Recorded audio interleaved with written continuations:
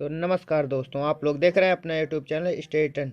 दोस्तों, जैसे कि आप लोग जानते हैं कि हम लोग हिंदी की क्लासेस कवर कर रहे हैं, तो आज हम कवर करने वाले हैं वाक्यगत अशुद्धियाँ। दोस्तों, ये चैप्टर मोस्ट इम्पोर्टेंट है। तो देखते हैं, इसमें दिए गया है वर्ड की परिभाषा है। तत्पश्चात आगे देखेंगे। भाषा की सबसे छोटी इकाई ध्वनि है। इस ध्वनि को वर्ण कहा जाता है। वर्णमाला को उच्चारण व समय की दृष्टि से 3 भागों में विभक्त किया गया है। तो देखते हैं, हिंदी में उच्चारण के आधार पर 45 वर्ण, 10 स्वर प्लस 35 व्यंजन एवं लेखन के आधार पर 52 वर्ण, 13 स्वर, 35 व्यंजन, 4 संयुक्त व्यंजन है। दोस्तों, ये मोस्ट इम्पोर्टेंट है। इतनी बात जो अभी मैंने बताया, आप इसको बहुत ज़्यादा ध्यान में रखिएगा, क्योंकि ये बहुत ज़्यादा बार परीक्षा में पूछा जा रहा है। दोस्तों, उच्चारण के आधार पर 45 वर्ण होते हैं और लेखन के आधार पर 52 वर्ण होते हैं। तो देखते हैं आगे। स्वर यहाँ पर दिया गया है। अ आ इ ई उ ऊ री ए ऐ ओ औ अंग आह। दोस्तों, इसी प्रकार से पूरा दिया गया है। कुल 10 + 3 जो कि 13 होते हैं। तो यहाँ पर दिए गए व्यंजन का वर्ग के तत्व, तो यहाँ पर दिए गया है का, खा, गा, घा, अंगा। और आगे चा वर्ग दिए गया है चा, छा, जा, झा, टा वर्ग दिए गया है टा, ठा, डा, ढा, ड़ा। द्विगुण व्यंजन डा और ढा। दोस्तों, ये मोस्ट इम्पोर्टेंट है, क्योंकि ये परीक्षा में पूछा जाता है। द्विगुण व्यंजन डा और ढा होते हैं, ड़ा और ढा होते हैं। हाँ। और आगे दिए गए ता वर्ग ता, था, दा, धा, ना। और आगे दिए गए पा वर्ग पा, फा, बा, भा, मा। दोस्तों, आगे देखिए अंतस्थ व्यंजन। ये मोस्ट इम्पोर्टेंट है, ये भी, क्योंकि ये भी बहुत ज़्यादा बार परीक्षा में पूछा जा रहा है। अंतस्थ व्यंजन या, रा, ला, वा। और ऊष्म व्यंजन सा, शा, सा, हा। दोस्तों, ये भी मोस्ट इम्पोर्टेंट है। ये चैप्टर ही पूरा दोस्तों मोस्ट इम्पोर्टेंट है, क्योंकि ये बहुत बार परीक्षा में पूछे जा रहे हैं। जितने भी हिंदी के पेपर आ रहे हैं, उसमें से ये क्वेश्चन जरूर पूछे जा रहे हैं। तो देखते हैं आगे संयुक्त व्यंजन के बारे में। आप लोग इसमें बहुत ज़्यादा कंफ्यूज होते होंगे। तो देखते हैं, यहाँ पर दिया गया है छतरी वाले छा में विच्छेद होता है का, आधा का प्लस पेटफारवा सा का। और दोस्तों, त्रा दिया गया है और ज्ञा सरा दिया गया है। तो ज्ञा का जो त्रा का जो होता है संधि विच्छेद, ये आधा ता प्लस पूरा रा होता है। दोस्तों, ध्यान दीजिएगा। और ज्ञा का दिया गया है जा प्लस ञा दिया गया है। ये भी पूछा जाता है दोस्तों परीक्षा में। और सरा का दिया गया है, ये दिया गया है सलजम वाला आधा सा दिया गया और पूरा रा दिया गया है। और आगत व्यंजन दिया गया दोस्तों, ये मोस्ट इम्पोर्टेंट है। तो ये जा दिए गए और फा दिए गए, क्योंकि यहाँ जा और फा के नीचे नुक्ता लगा है, इसीलिए इसे आगत कहते हैं।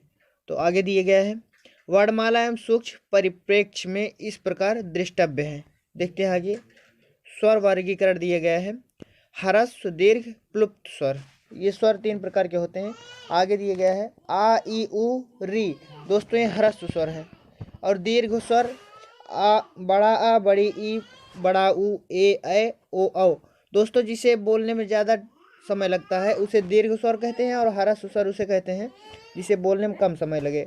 और प्लुत स्वर वे होते हैं जैसे हम लोग क्या, जिसे गायक होते हैं ना, कुछ देर स्वर क्या कहते हैं, हाँ, स्वर भरते हैं, जिसे आ करके, वही होता है। यहाँ पर दिया गया है रा और पूरा रा हो गया है। स्वर की संख्या 11 होती है। देखते हैं आगे। दिए गया है ह्रस्व स्वर उच्चारण में कम समय, और दीर्घ स्वर उच्चारण में ह्रस्व स्वर से अधिक समय। इनके उच्चारण में 2 मात्राओं का समय लगता है। इन्हें द्विमात्रिक स्वर भी कहते हैं। आगे दिए गए हैं आ प्लस ई, ए, आ प्लस ए, ओ, आ प्लस उ। तो अ हो गया है। देखते हैं पुलुत स्वर। उच्चारण में एक मात्रा का 3 गुना समय लगता है। नाटक के संवादों में इसका उपयोग होता है, जिसे हे राम। आगे देखिए। यहाँ पर ये दोस्तों स्वरों के वर्गीकरण उच्चारण के आधार पर वर्ण का नाम दिया गया है कंठ और तालव्य। उच्चारण स्थान दिए कंठ से ह्रस्व स्वर, दीर्घ स्वर, निरानुनासिक स्वर, मौखिक स्वर, अनुनासिक स्वर। दोस्तों देखते हैं कंठ वाले में आ बड़ा आ बड़ा अंग आह आ। और आगे दिया है तालव्य से तालु, जो कि मुंह के भीतर की छत का पिछला भाग, छोटी ई, बड़ी ई और छोटी ई और ई। तो देखते हैं आगे, यहाँ पर दिया गया है अंतस्थ व्यंजन।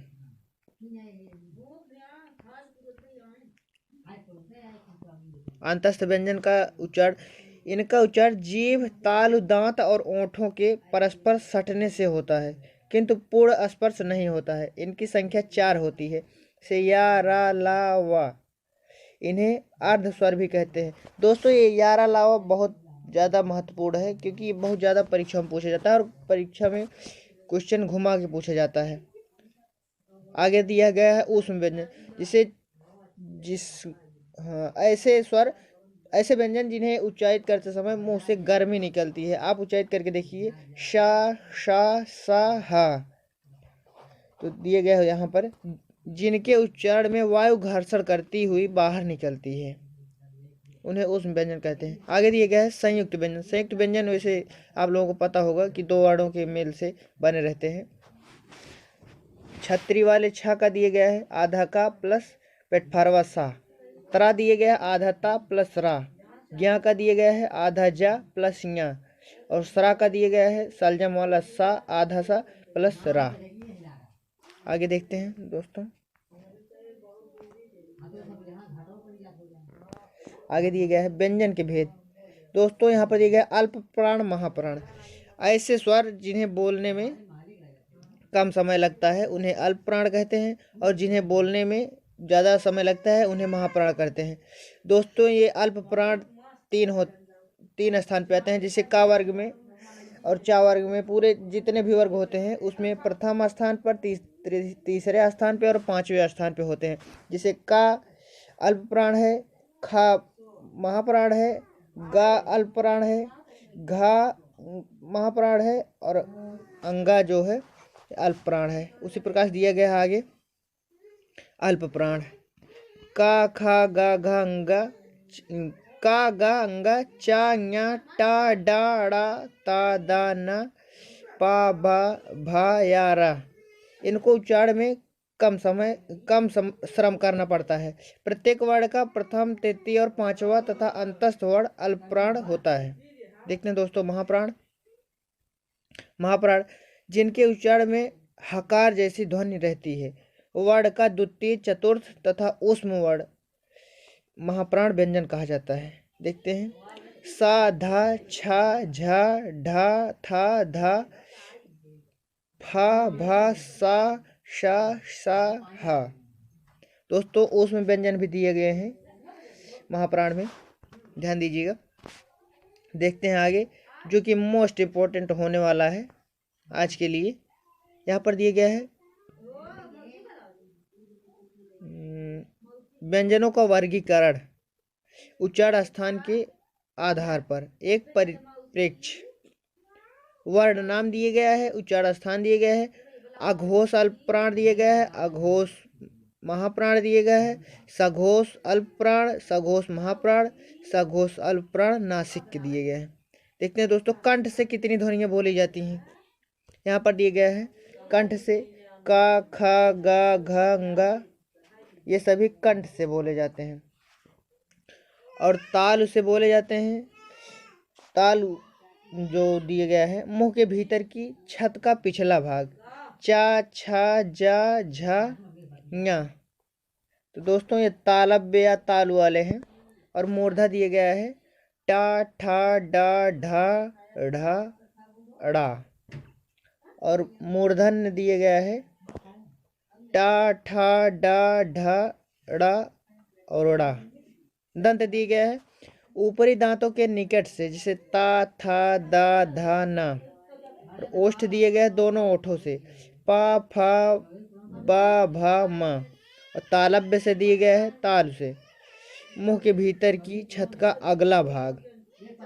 तालव्य दोस्तों दो प्रकार से होता है। तो ये दिए गया है शा और या, ये दोनों तालव्य हैं जो कि ताल से बोले जाते हैं। मुंह के भीतर की छत का अगला भाग है।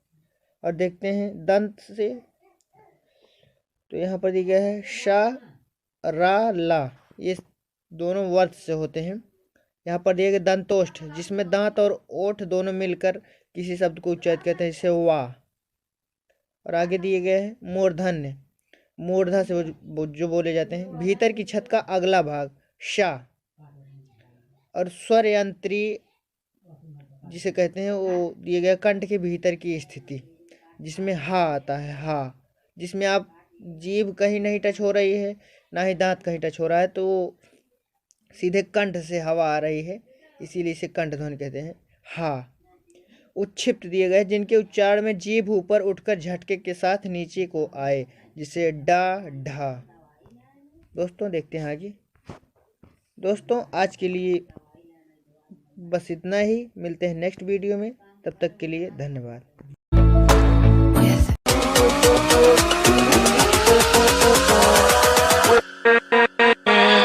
With